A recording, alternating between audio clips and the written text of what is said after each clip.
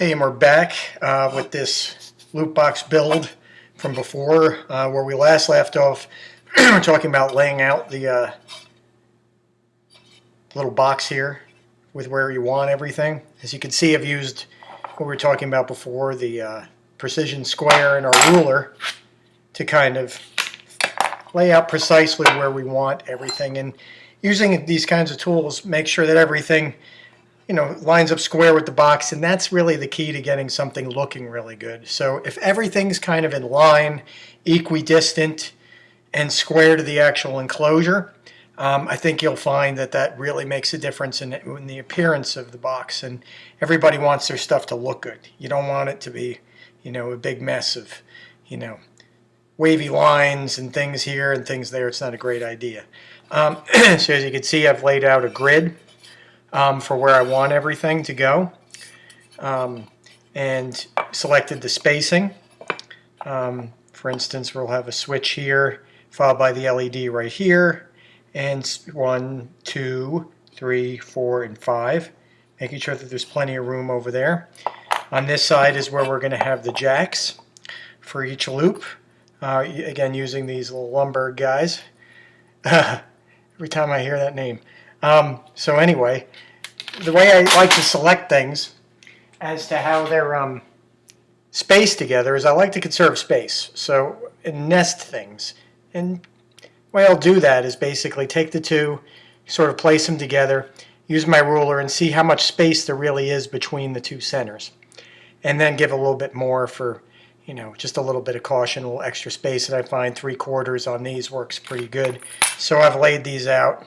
As you can see, a 3/4 inch between the jacks. They'll be mounted vertically, one on top of the other. So we got 1 set, 2 set, 3 sets, 4 sets, 5 sets. Now the other thing that I've placed here is I actually wanted to make a bit of a DC breakout box. Now a breakout box is something that basically takes a line in, whether it be a AC signal like your guitar signal or a DC sort of supply, and then splits it off into multiple outputs. So you got one in and let's say 3, 4, 5, however many out you need. And in my case, the pedals that I'm running are vintage pedals for the most part, and they don't require a lot of current. And the power supply I'm using, the 18 volt particularly, has a fairly good current supply, so I can power several pedals off of a single output on my power supply. So what these are here for is basically DC jacks, using the 2.1 millimeter DC jacks, and I'll have a couple here. And I've mated that with the board to see that there's space here for the jacks to go, and that they made up with channels, and that there's nothing interfering there. So we'll have 2 broken out here, and we'll have on the end here 2 broken out. One of these will be the in, which will supply all of the LEDs that will illuminate which particular loop is active, and then 1 from here will be a breakout, and 2 from here will break out. So we basically have 1 in, 3 out on the DC, and that'll really help me with the wiring. As most of these power supplies, Pedalboard power supplies, they don't give you a whole lot of 18 volt outputs. So having a breakout on something like this, it really facilitates the board construction. So next thing I wanted to show you is sort of like, if you haven't done this before, there's plenty of guys out there who have, and this is not really going to be something new for them. But I'll show you sort of the tools and the way that I would go about getting the holes drilled and getting them drilled neatly. So I go back to using this little guy right here. I affectionately call it the pokey tool, and it's just a scribe. This one I got from Stuart Mac. And I'll use basically 3 drill bits. So I'm going to use a 16th inch drill bit here that's loaded, chucked into my drill for the initial pilot hole. Then I'll open it up with an 1/8 inch. And then this is kind of what I wanted to show guys that may not have done this a lot. This is what's called a unibit. You can get these basically at almost any hardware store or any box hardware store like a Depot or a Lowe's. They're not very expensive. And what they do is they have stepped basically openings. So you can with 1 bit give yourself a whole variety of openings.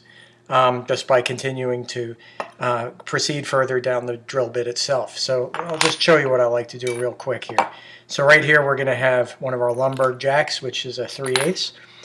So I'm going to take my pokey tool and I'm just going to pierce the tape. Now that's almost enough. I mean, if you want to, you can use a punch and just follow that out and click it down and make sure you got a nice hole for the bit to grip. But I find with these 16th inch, they don't need a whole lot. So we're just going to place it in there, start drilling. And as you can see, how easy this stuff drills, these aluminum enclosures that Hammond makes. Very simple. So we're going to unchuck the 16th and we're going to put in the 8th. That's the next one. Take the 8th, follow it through. Done. And we're going to unchuck this one and we're going to put in our unibit. And now we're going to count out about 9. So 2, 3, 4, 5, 6, 7, 8. Actually, in this case, I believe it was 8.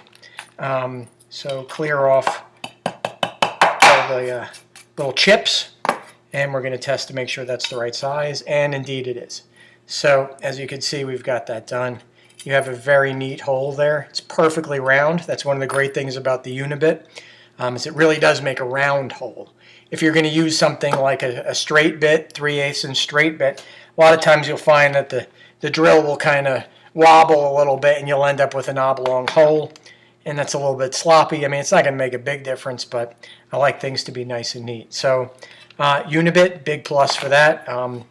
And using your scribe to give yourself a little punch in the tape, step it up from 16th to 8th up to the unibit, and then you're pretty much guaranteed making a good hole. So I hope that helps, and the next step is going to be drilling this whole thing out, inserting all the components and doing the wiring. So we'll see you then.